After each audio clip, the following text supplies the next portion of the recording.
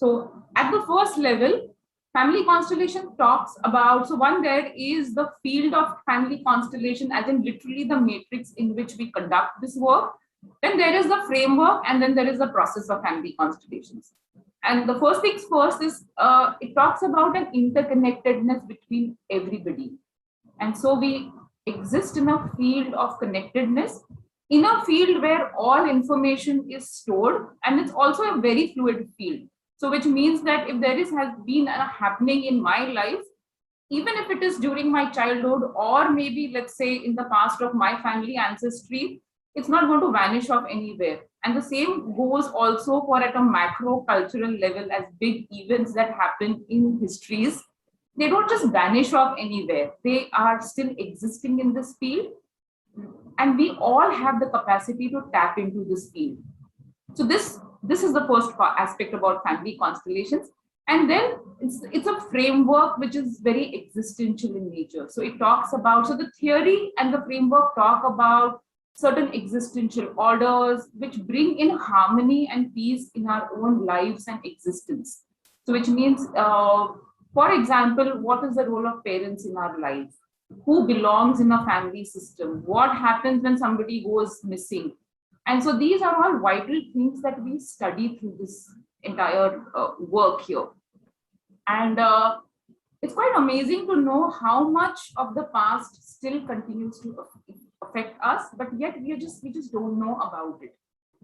So this is one place, in the movie Matrix, where Keanu Reeves actually says that, there is at the beginning there is the dialogue that ever had the feeling whether you are sleeping or you're awake, you kind of question your consciousness.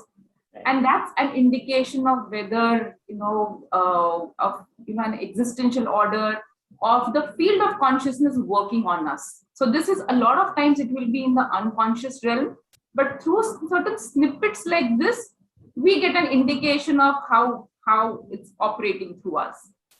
And then finally is the process of family constellations. And in the process, it's again, this is where we put everything together, which is the matrix or the field, and the theory and the framework here.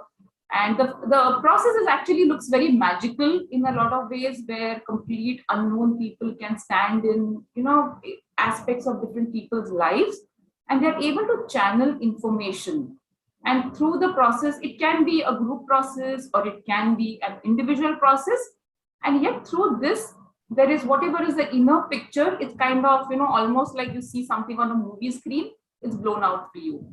And once it's seen, then you have so many more options that, conscious change is possible only when something becomes conscious to us. So that's what the whole field of family constellations is. Yes, honestly, it's difficult to put into words what this work is about. And, it's only an experience can actually do full justice to family constellations as I talk about it. Right. And I know that you do have this ready for us. You're actually gonna make us go through this experience. So waiting for that for sure. And you were saying, Revati. Yes, and I think the next part that you were talking about, what about family constellations appeals to me?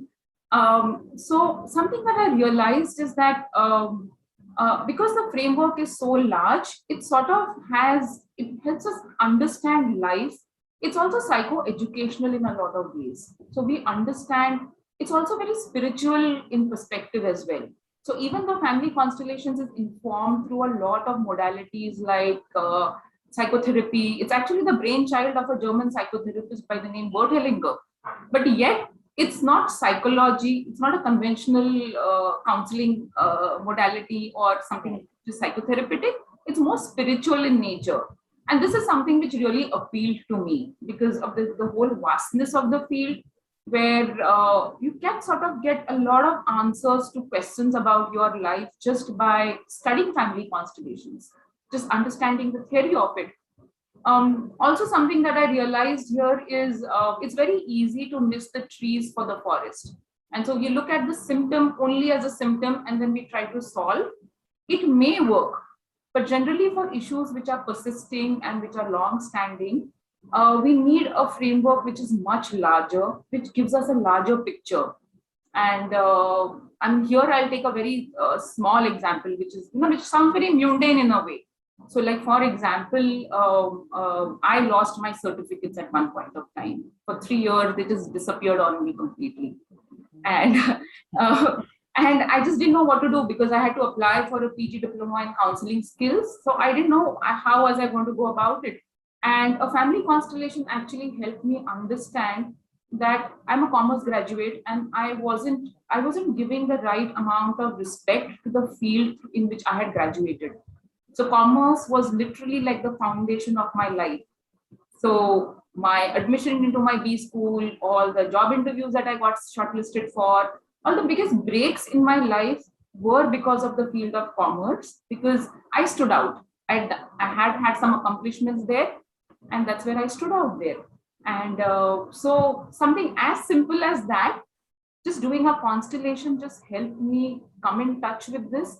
And the moment I thought about a lot of honor and respect about the field of commerce, it was almost magic. Within 2 hours, they were sitting in my drawer right there all along.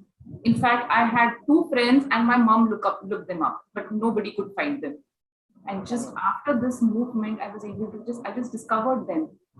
And so it gave me something much larger in my life. Rather than just only looking at the certificates, it gave me something much bigger in perspective. Right. So that's something that opens, yeah. Right. So, Revati, what exactly are there only specific areas in life that family constellation would or could help with, or how vast is it? Honestly, it can help in anything and everything. It needs to be something which we are honestly trying to seek. It can help one in relationship issues, something, relationships practically under the sun with an important partner, mother, father. Well, that's actually the blueprint of our lives in a lot of ways. So it helps wonderfully in the field of relationships. It helps money, success. How do you relate to prosperity? If anybody wants to explore anything to do with health symptoms, I've also done plenty of constellations to do with dreams. I've done constellations with foreign energies. I've done constellations with black magic. As I mentioned, with my certificates, with house energies. So its applicability is very huge in that way for solving something about our lives. Also, because it's such a strong, solid framework, it's also wonderful for healers and therapists to know something of this sort, because it just widens the field here, and our diagnosis becomes very sharp here with constellations.